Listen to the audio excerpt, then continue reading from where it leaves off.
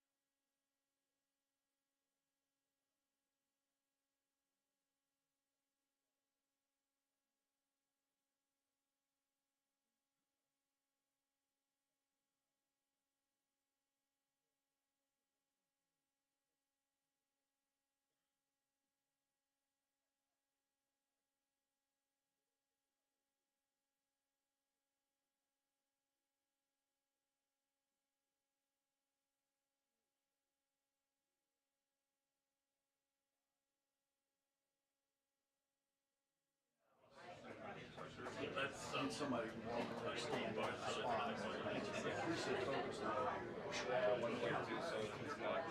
Oh, yeah, well, that's pretty problematic. 2 minute run, that was a 2 minute run. No, go for it. Go over.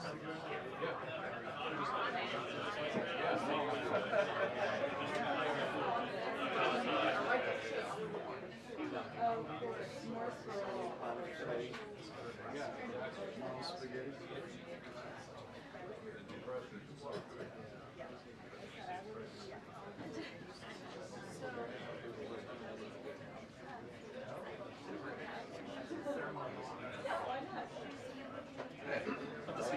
Yeah, good to see you. Welcome. Welcome back. Yeah, welcome back. It took me 7 years to get a seat.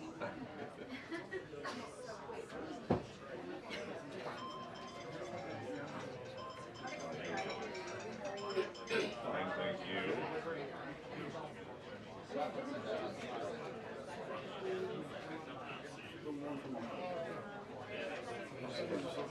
At night,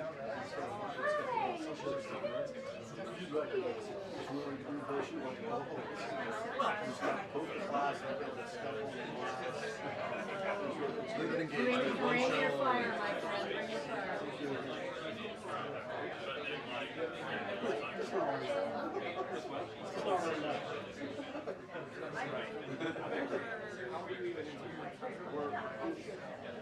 I don't know. Don't say anything too much. I think this is.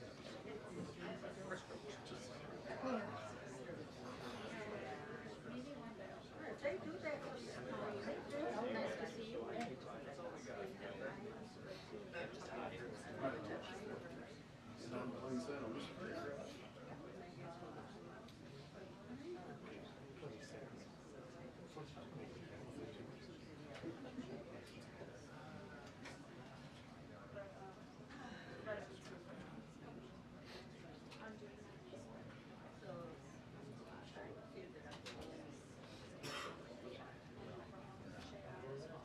I can see the edge of the door when it starts to open.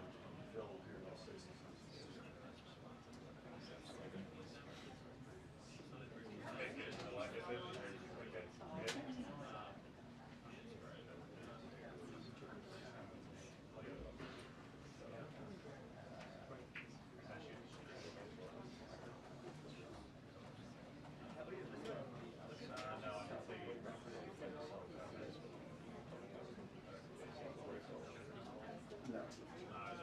No. No.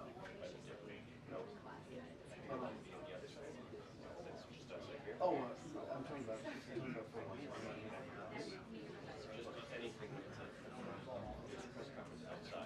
I don't know. You get one. No.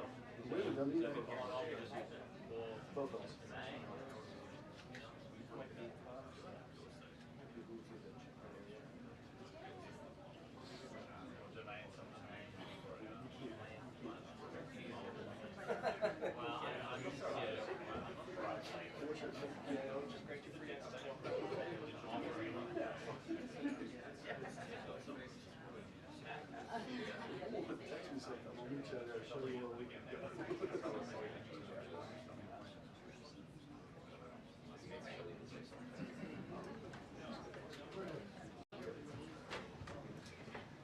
Good afternoon, everybody. How are you? Good. I'll let my staff get settled. There's a lot of news today, so I look forward to taking your questions. Good to see you. And I have some updates for you as well. Later today, President Trump will address the Business Roundtable's quarterly meeting, where he will tout his pro-growth economic agenda and answer questions before more than 100 of our nation's leading CEOs. In fact, it's the largest attendance ever for this event because business leaders are so eager and encouraged by President Trump's return to Washington. This follows President Trump's roundtable yesterday with the Technology CEO Council here at the White House, where he met with key leaders in the technology industry. And last night, President Trump also held an official swearing-in ceremony in the Oval Office for Sean Curran, who is now the 28th Director of the United States Secret Service. Sean demonstrated unbelievable bravery under gunfire in Butler, Pennsylvania this past July when an assassin tried to kill President Trump. As someone who got to know Sean personally throughout the campaign last year, I can say unequivocally that there is nobody better suited for this important role. And following the confirmation of Labor Secretary Lori Chavez DeRumer last night, the Senate has now confirmed 21 of President Trump's well-qualified cabinet-level nominees, far outpacing the previous administration. And looking ahead, tomorrow, the president will welcome the Taoiseach Micheál Martin of Ireland for the annual White House Shamrock ceremony. And Thursday, President Trump will welcome the NATO Secretary General for a working meeting and lunch. On the economy, February's jobs report was good news for America, particularly our manufacturing sector. The manufacturing sector gained 10,000 new jobs in just 1 month under President Trump. This rebound was led by the automobile sector, where we saw 9,000 new auto jobs created already. That is the most auto jobs added to the economy in 15 months. This was a complete turnaround from the Biden administration, where we were losing an average of 9,000 manufacturing jobs per month last year.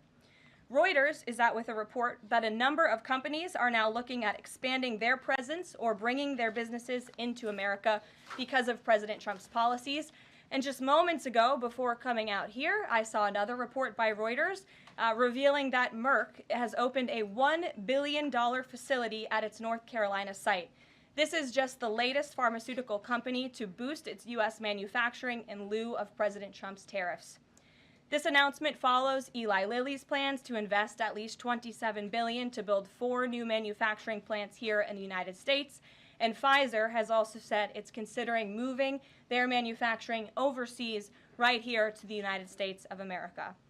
As the president has said over and over again, when we purchase products made in the USA, the profits stay here, the revenue stays here, and most importantly, the jobs stay here. And despite the globalist mainstream media's attempts to worry consumers, President Trump will not repeat the trend of past American presidents who broke their promises to the American public and smiled while they stuck a knife in the back of American workers and shipped their jobs overseas. Our country has lost more than 5 million jobs in more than 90,000 factories due to devastating globalization over the last 3 decades alone. North Carolina lost 300,000 manufacturing jobs, including 60% of its furniture manufacturing jobs in the years following NAFTA. And in Michigan, globalist policies destroyed 250,000 jobs, including 40% of the auto industry, which again we know is clawing back because of President Trump's action already. These are harrowing statistics that represent countless towns and families who have been completely destroyed. But the America Last globalist era is ending under President Trump. He will no longer allow our country and our workers, our hard-working American families, to be ripped off. On another very important issue for the president, he continues to work hard to secure the border.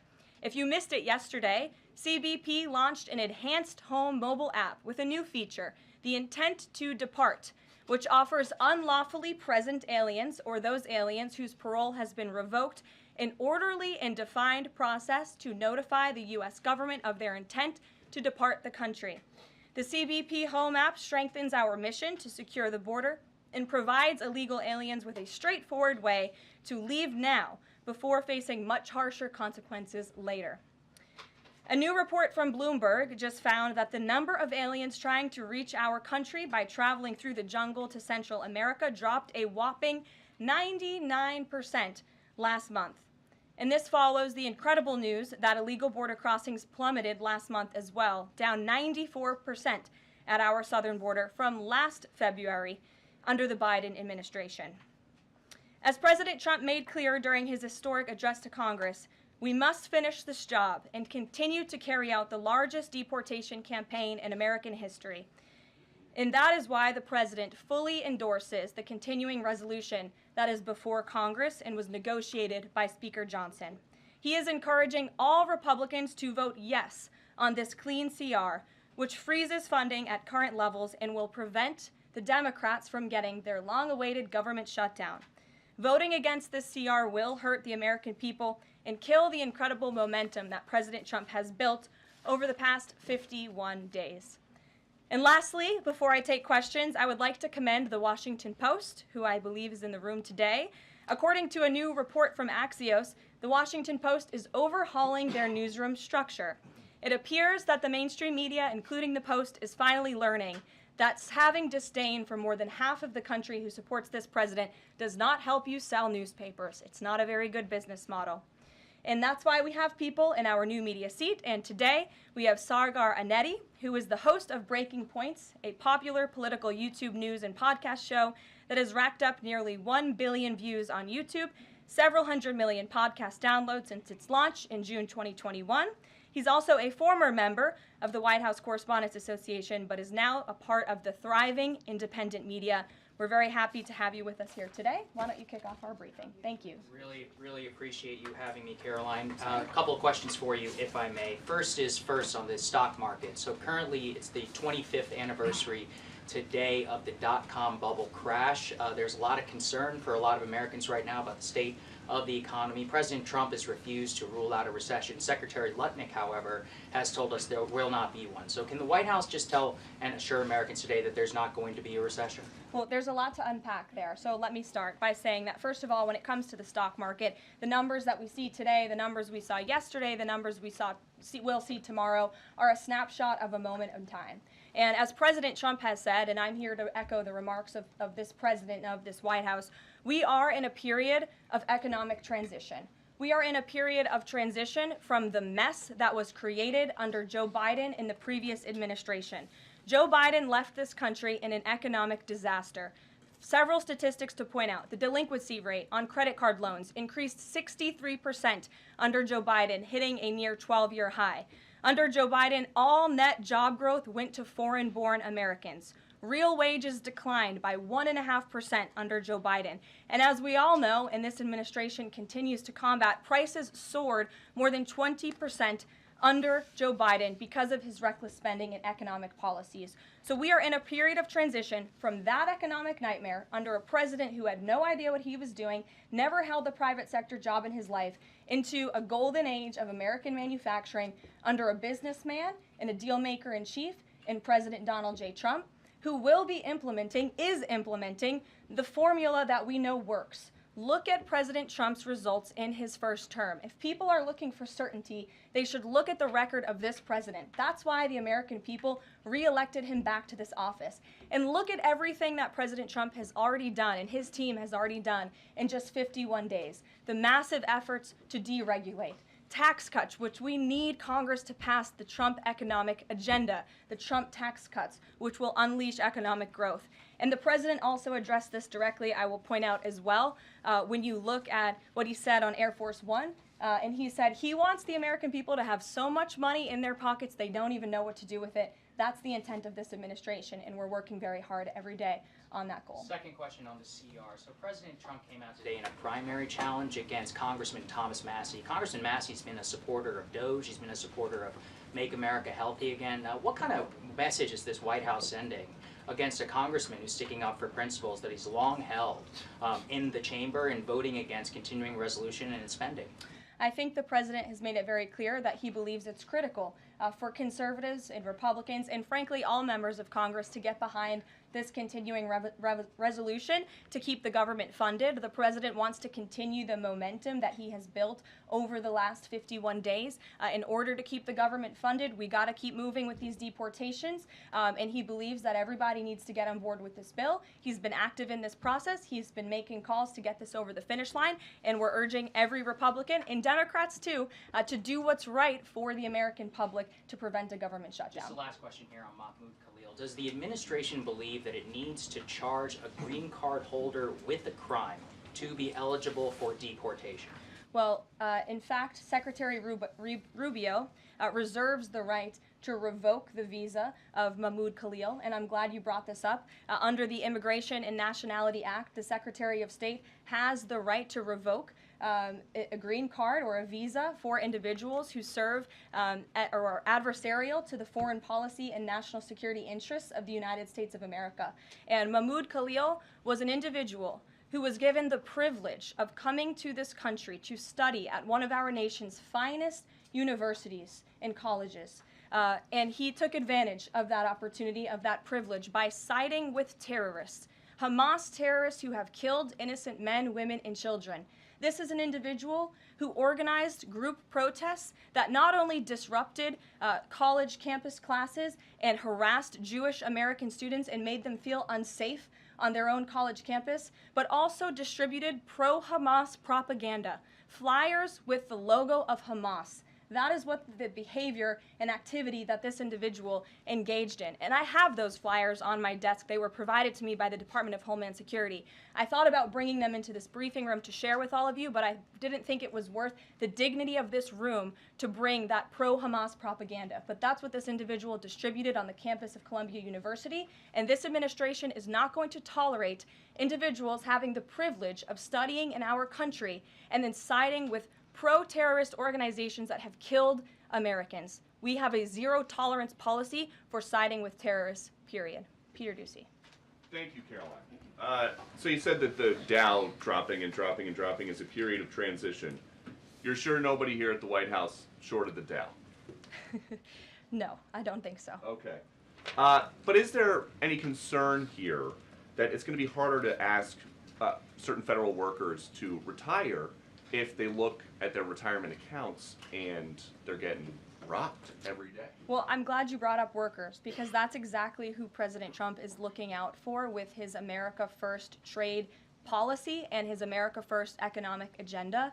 And if you look at, there's great indication to be optimistic about where the economy stands. And the American people, investors, CEOs, small business owners, but most importantly workers, should bet on President Trump, because his tariff policies, what he envisions is reciprocity, fair trade practices where American workers are put first and are no longer ripped off by foreign countries all over this world. President Trump says he's going to buy a Tesla today. Did he buy it? And when is the last time he drove a car?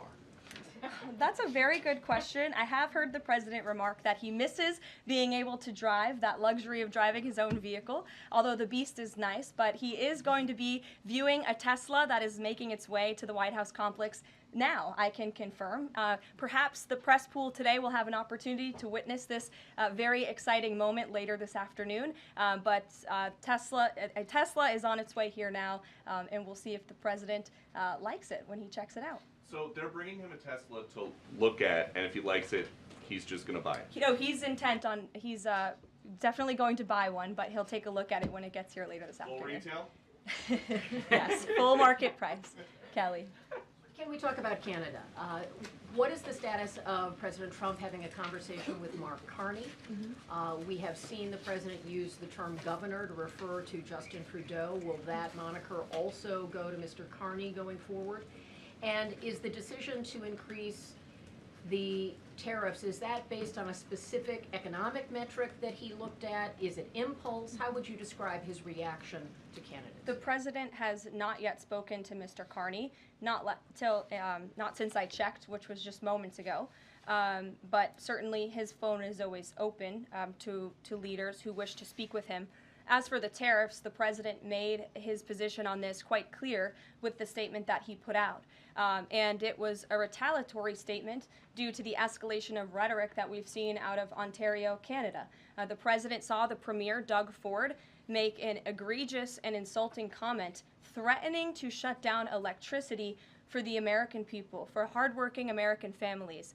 He made that threat. The president saw that and has an obligation and a responsibility to respond accordingly and represent the interests of the American people. So he has made the decision to add a 25% tariff. So now steel and aluminum tariffs will come into effect tomorrow at the rate of 50%. And our steel and aluminum industries have actually applauded these tariffs because, again, they know it's going to grow their industry here. It's going to allow them to export more steel that is made right here in the United States with American workers. Egregious and insulting are your words here, but that's what many Canadian leaders have said about the actions President Trump has taken toward Canada. And what do you think the timeline is for speaking to Mr. Carney? Because normally a sitting president speaks to a close ally very quickly when there's new leadership. Well, the president is, again, responding to the fact that Canada has been ripping off the United States of America and hardworking Americans for decades. If you look at the rates of tariffs across the board that Canadians have been imposing on the American people and our workers here, it is egregious. In fact, I have a handy-dandy chart here that shows not just Canada, but the rate of tariffs across the board. If you look at Canada, since you brought it up, American cheese and butter, nearly 300% tariff.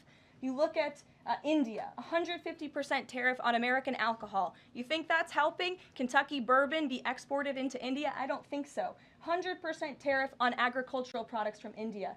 Look at Japan, tariffing rice, 700%. President Trump believes in reciprocity, and it is about dang time that we have a president who actually looks out for the interests of American businesses and workers. And all he's asking for at the end of the day are fair and balanced trade practices, and unfortunately, Canada has not been treating us very fairly at all over the past several decades. To the woman in the purple, because I saw you were making a face at my previous answer, so what's going on? Well, actually, I have a couple of questions. At the core of pro-Palestinian protests on college campuses and elsewhere is a demand to end the war in Gaza, a goal that this administration actually supports and has pursued. So why has this not been acknowledged or highlighted even? Because these colleges and these protests have again put out Hamas propaganda. The flyers that have been distributed call for violence. The flyers that have been distributed have the logo of an organization that has held Americans hostage, that murdered innocent babies, that murdered men, women, and children. They are a designated foreign terrorist organization, and we are not going to tolerate non-citizens, foreigners who come here on a visa engaging in such behavior, siding with terrorists. And the Secretary of State reserves the authority to revoke the green card or the visa of an individual who serves as an actually it says right here, reasonable grounds to believe that the alien's presence or activities in the United States would have potentially serious adverse foreign policy consequences to the United States. And I think siding with Hamas makes that quite clear. Secretary Rubio exercised that authority, and we fully believe that we are going to move forward with more arrests, as President Trump previewed in his statement yesterday. Ed. Yeah, thanks. Go ahead. Caroline. So are there conversations between the administration and the Canadians going on over this tariff? Because the Ontario Premier says the next step is to cut off electricity to the U.S. And the president put out a statement after seeing those comments and said that it would be there would be grave consequences imposed on Canada if they think about shutting off electricity for the United States of America and our citizens. And the president is also determined to ensure that we are depending on American electricity, not the electricity production of foreign nations, including our allies in Canada. As for conversations, there is continued correspondence between the president's team, particularly Secretary Lutnick, and the Canadians as well. And in the market reaction, how do you sell to the American people then, after they're looking at what's happening in the markets this week, and say that the tariff policy long term is something good? Well, just think about what the tariff policy long-term will do for our country. I think many of us probably grew up in small towns. I know at least I did, and the main street in my small town looks a heck of a lot worse than it probably did decades ago before I was alive. At least my parents and grandparents tell me so.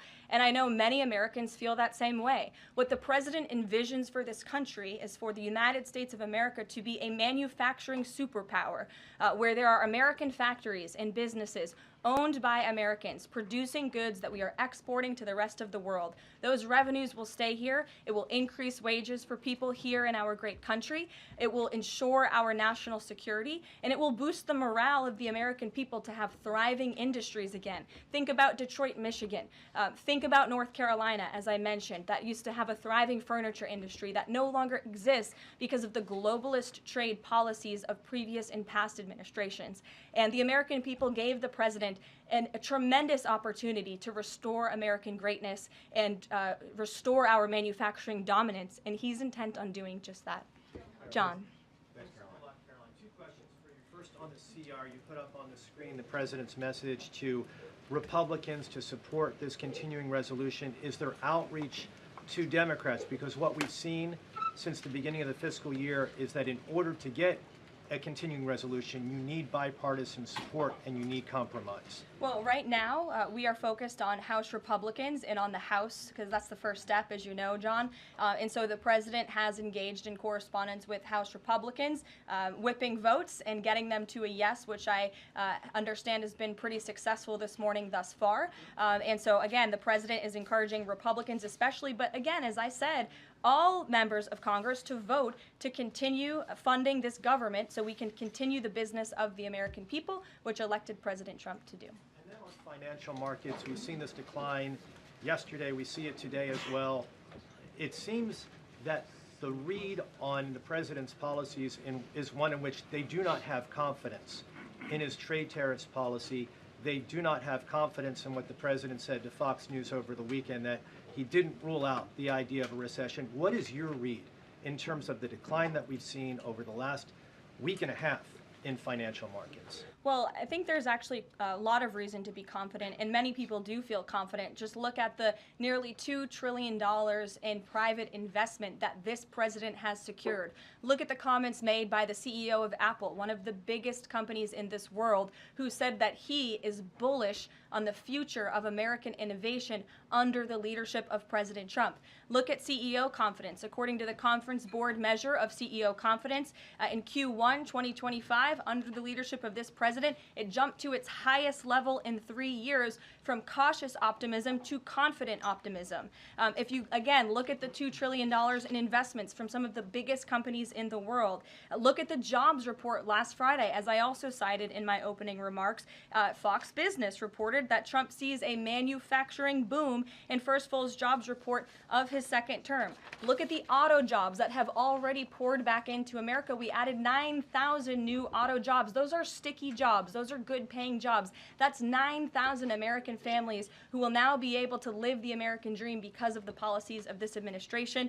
You also look at small business optimism. The NFIB put out a report this morning. Small business optimism continues to be far higher than it ever was under the previous administration. There's a lot of reason to be optimistic. And again, the American people, CEOs and people on Wall Street and on Main Street should bet on this president. He is a deal maker, he is a businessman, and he's doing what's right for our country. He wants to restore wealth to the United States of America.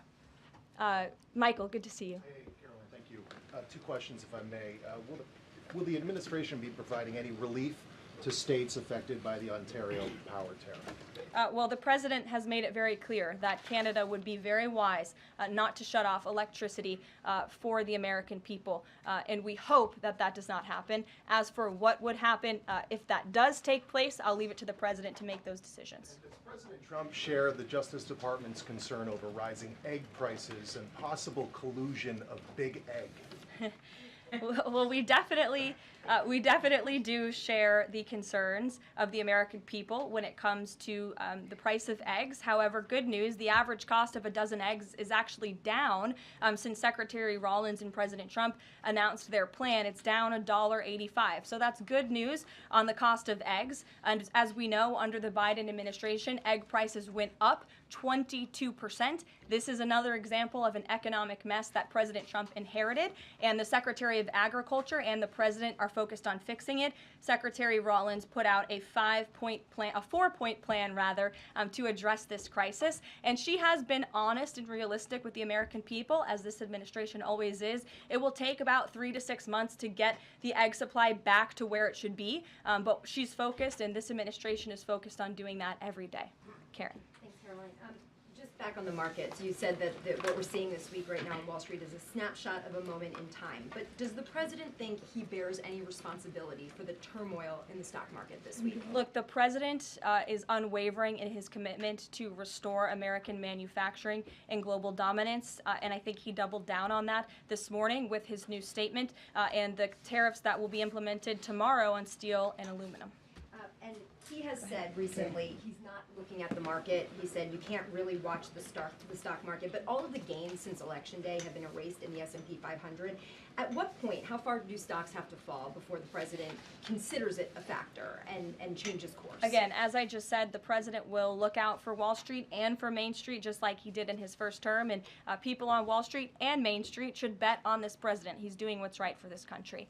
Nick, good to see you. Good to see you too. Thank you, Caroline. So, is the president prepared, like what we saw with Congressman Massey, to pressure other Republican lawmakers into supporting this continuing resolution?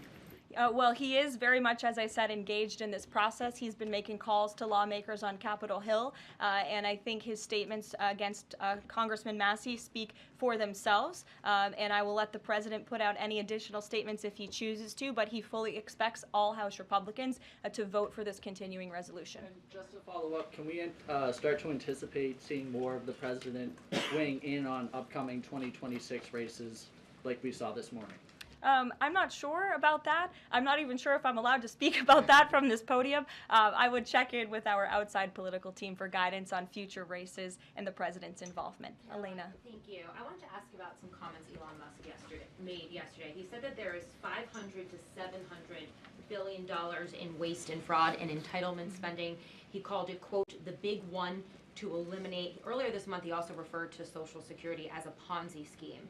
Should Americans expect changes, big changes, to Social Security and Medicare? President Trump has been unequivocally clear on this. He is going to protect Social Security and Medicare benefits and Medicaid for hardworking Americans who paid into these entitlement programs and deserve those hard-earned benefits. And unfortunately, the mainstream media has taken Mr. Musk out of context. I saw a Bloomberg headline that our team actually worked on getting updated and fixed because it was so wrong, and it took Mr. Musk out of context. What he was specifically referring to cutting was the waste and the fraud and abuse that does exist in these programs. According to an IG report from the Social Security Administration, there's more than $70 billion of fraud in the Social Security program alone that we know of. And so the president will continue to protect these programs for hard-working Americans, and actually cutting the waste, fraud, and abuse out of these programs will protect it for hardworking Americans. But Caroline, respectfully, he said around $500 to $700 billion. There was no evidence to claim that, and also if that is the case, that would represent more than a third of what Social Security paid out last year, maybe 20% of Social Security and Medicare. Again, combined. if you read his full quote, he said, "We think," so it's an estimate based on what he's seen. He's not saying definitively, he's saying that's what DOGE suspects and thinks. And that's exactly why DOGE was created, to ensure that we are investigating the fraudulent spending, the wasteful abuse across our federal government. And I would remind everybody in this room that 77% of the American people support this effort by Elon Musk and DOGE to identify such waste, fraud, and abuse. Caroline. Go ahead.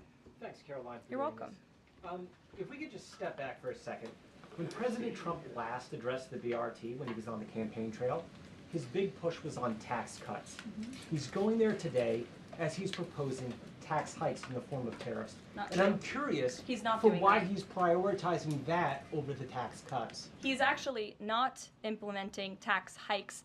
Tariffs are a tax hike on foreign countries that, again, have been ripping us off. Tariffs are a tax cut for the American people, and the president is a staunch advocate of tax cuts. As you know, he campaigned on no taxes on tips, no taxes on overtime, no taxes on Social Security benefits. He is committed to all three of those things, and he expects Congress to pass them later this year. I'm sorry, have you ever paid a tariff? Because I have.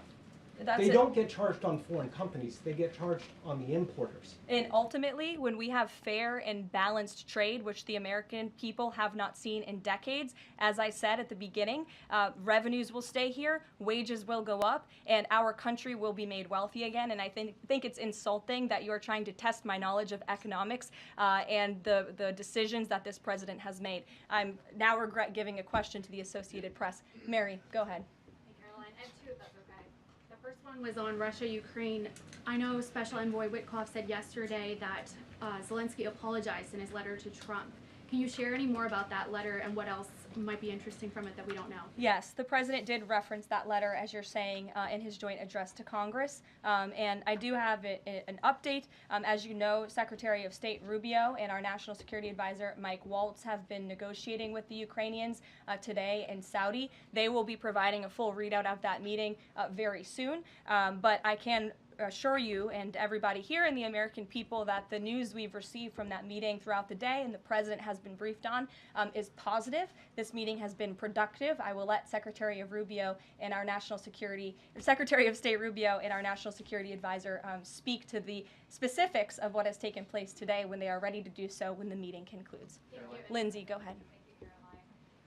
Referring to Mahmoud Khalil, the president has said this is the first of many arrests like this. Does the administration have a rough estimate of how many arrests you're planning to make similar? I don't have an estimate. I do know that DHS, based on very good intel that they have gathered at the direction of the president's executive order, which made it very clear to the Department of Homeland Security that engaging, as I said, in anti-American, anti-Semitic, pro-Hamas protests will not be tolerated. So since the president signed that executive order and since Secretary of Known has taken the oath at DHS, they have been using intelligence to identify individuals on our nation's colleges and universities, on our college campuses, who have engaged in such behavior and activity, and especially illegal activity. And so I don't have a readout on how many arrests will come, but I do know that DHS is actively working on it.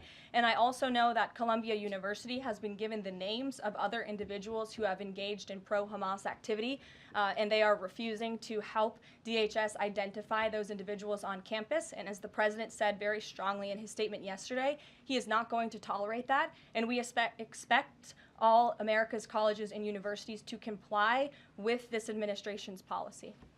Jasmine. On Canada, after all of these threats to increase tariffs or turn off electricity, I wonder, does this administration still consider Canada to be a close ally of the United States? Well, I think Canada is a neighbor. They are a partner. They have always been an ally. Perhaps they are becoming a competitor now. But as the president also laid out in his Truth Social post today, he believes that Canadians would benefit greatly from becoming the 51st state of the United States of America. And I actually looked into some of the research about the cost of living in Canada, and the cost of living is much higher than it is here in the United States of America. The average cost of a home in Canada is much higher. In Quebec, the highest tax rate for an income of $150,000 or more is 53.3%, more than half of Canadians' incomes they are being taxed on. So the president has made it clear that he believes Canadians would be better served economically, militarily, if they were to become the 51st state of the United States of America. Reagan. Thank you, Karoline. A week ago, Attorney General Bondi said a truckload of Epstein files had been delivered to her office from the SDNY. When can we expect those files to be released to the public? I would defer you to the Department of Justice. I don't have a timeline here. Do you have any update on the JFK files? I don't at this moment. Again, I would defer you to our DNI director, Tulsi Gabbard, and also the Department of Justice. I know that they are working on that diligently, as the president requested them to do. Christian. Thanks, Caroline. Two questions. Since we've been talking a lot about tariffs, have there been any updates on standing up the External Revenue Service to collect revenue from there? Well, we need reciprocal tariffs to go into effect first, and as you know, the president will be rolling those out on April 2nd, and then the next start of that process is collecting that revenue to ultimately create the External Revenue Service, which Secretary Lutnick is working very hard on and is quite enthusiastic about, if you have noticed from his media interviews. Can the president do that through executive action, or will it require legislation? Well, the president already signed an executive order to direct the Secretary of Commerce to establish the External Revenue Service, or at least to identify ways in which it can be done. I would defer you to the Department of Commerce for more on specifics on that. Sure, in the back. Thank you very much, Caroline. I have a few questions on South Korea and North Korea. First question, as you know, South Korean President Yoon has been released from illegal detention. What is the reaction of the United States as an ally? Is there a possibility of a summit with President Trump when President Yoon returns? Second question on North Korea. North Korea launched the several ballistic missiles into the West Coast yesterday. What is the White House's reaction on this? Sure. Yes, I'll start with your question on North Korea. We condemn these actions and we call on North Korea to stop their unlawful and destabilizing actions. As for South Korea, the U.S. and Republic of Korea's alliance is ironclad, and the Trump administration remains in close contact with our South Korean counterparts as we work together to promote a free and open Indo-Pacific. Sure. You didn't answer that release of South Korean president from jail. I don't have anything on that, but I can certainly check in with the National Security Council and get back to you. Sure, good to see you. Press Secretary, many are concerned about the validity of President Biden's official actions and also his pardons of the possible criminal actions of individuals such as his family members and Liz Cheney, as information is emerging that many of his official actions were auto-signed, possibly even the pardons, and without his knowledge or consent. Does the White House have any information available currently that Biden was actually the one that approved and signed those pardons? And second question, will the DOJ investigate whether President Biden's cognitive decline allowed unelected staff to push through radical policy and pardons without his knowing approval? I don't know the answer to that question, but I can check in with our folks here who may know the answer to that question and get back to you. Dasha. Dasha, go ahead. Karoline, you did a great job articulating the vision that President Trump has for what his tariffs, he believes his tariffs can do in terms of bringing jobs back to the United States. I asked you last week about how much Americans might need to buckle up for some short-term pain, a conversation that with the President and Treasury Secretary Scott Bessent have had with the people. I'm wondering, how high is the pain threshold for President Trump and for this White House as you watch some of the turbulence in the stock markets, as you field concerns from businesses and potentially see some of those approval ratings drop in the short term? How much is he willing to stomach that, and will he stay committed to his vision for tariffs even as all of this comes up? Well, the president has been working hard every single day to alleviate the pain that was inflicted by the previous administration through massive deregulation, through drill baby drill, as we like to call it, unleashing the might of our energy industry, which we know will ultimately drive down costs for consumers here at home. And again, as I mentioned, the president is intent on signing tax cuts for the American people to put more money back into their pockets, which will ultimately unlock consumer confidence. And again, I'll reiterate the president's words in layman's terms as he does best. The president wants the American people to have so much more money in their pockets, they don't know what to do with it. That's the goal of this administration, through tariffs, through tax cuts, through deregulation, and through unleashing the potential of our energy industry. I have two more quick notes before I wrap up. April 28th, I can confirm that the Philadelphia Eagles will be here at the White House to celebrate their Super Bowl victory. I know there was a lot of fake news about an invitation that wasn't sent or was sent. We want to correct the record. We sent an invitation. They enthusiastically accepted, and you will see them here on April 28th. And lastly, on a sad note, I would like to express our condolences to Fox News and to the entire Fox family who did lose a cameraman, Craig Savage, who passed away at 61 years old recently. A very tragic death, an individual who was a great man and covered this building for many, many years. So the entire press office, the communications office here wants to express our condolences with his family and also with Fox News. And I'll see you guys later. Perhaps you'll see the president in a Tesla later this afternoon. Have a good one. Thanks.